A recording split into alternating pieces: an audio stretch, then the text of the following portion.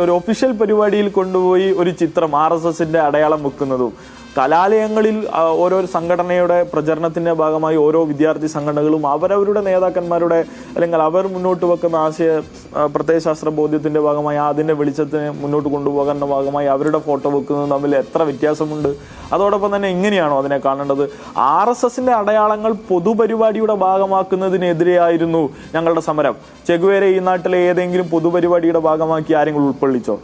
കേരളത്തിന്റെ വിദ്യാഭ്യാസ മന്ത്രി ഏതെങ്കിലും പൊതുപരിപാടിയിൽ ചെഗുവേരയുടെ ഫോട്ടോ വെച്ച് പുഷ്പങ്ങൾ വെച്ച് മുഷ്ടി ചുരുട്ടിയോ? അങ്ങനെയാണോ? അപ്പോൾ ഇങ്ങനെയാണോ അതിനെ പറയേണ്ടത്? അദ്ദേഹത്തിന് പറയാൻ വാദങ്ങളില്ല. തൻ്റെ വാദങ്ങളെല്ലാം പൊളിഞ്ഞുപോയി എന്ന തിരിച്ചറിവിൽ നിന്ന് താൻ പരിഹാസിനായി എന്ന് മനസ്സിലാക്കുന്നതിന് അദ്ദേഹത്തിൻ്റെ വാദം ശരിയാണെന്ന് വെക്കാൻ അദ്ദേഹത്തിന് റേഡിയോ പോലെ പറയണമായിരുന്നു. നിങ്ങളുടെ തിരിച്ചുള്ള ചോദ്യം അദ്ദേഹം പ്രതീക്ഷിച്ചേയില്ല. ആ ചോദ്യം മുഖത്തടിയെ ഏറ്റതുപോലെ അദ്ദേഹത്തിന് പ്രഹരമേൽപ്പിച്ചു. ആ ഉടനെ എഴുന്നേറ്റ് ഓടി എന്നുള്ളതാണ് സംഭവിച്ചത്. ആ ഓട്ടം ഗംഭീരമായിരുന്നു, ഞങ്ങൾ ഇന്നലെ കണ്ടു. അപ്പോൾ ആ കൂട്ടത്തിൽ ഞങ്ങളെ അധിക്ഷേപിച്ചു, നിങ്ങളെ അധിക്ഷേപിച്ചു, പറ്റാവുന്ന എല്ലാവരും അധിക്ഷേപിച്ചു. അപ്പോൾ ഈ അധിക്ഷേപിക്കുക എന്നൊക്കെ പറയുന്നത് ഒരാളുടെ മനോവൈകൃതം പോലെ, അദ്ദേഹത്തിൻ്റെ മനോനില പോലെ, അല്ലെങ്കിൽ അദ്ദേഹത്തിൻ്റെ നിലവാരം പോലുള്ള കാര്യമാണ്. ആ നിലവാരം എത്രത്തോളം ഉണ്ടെന്ന് ഇന്നലെ കേരളം സാക്ഷ്യം വഹിച്ചു.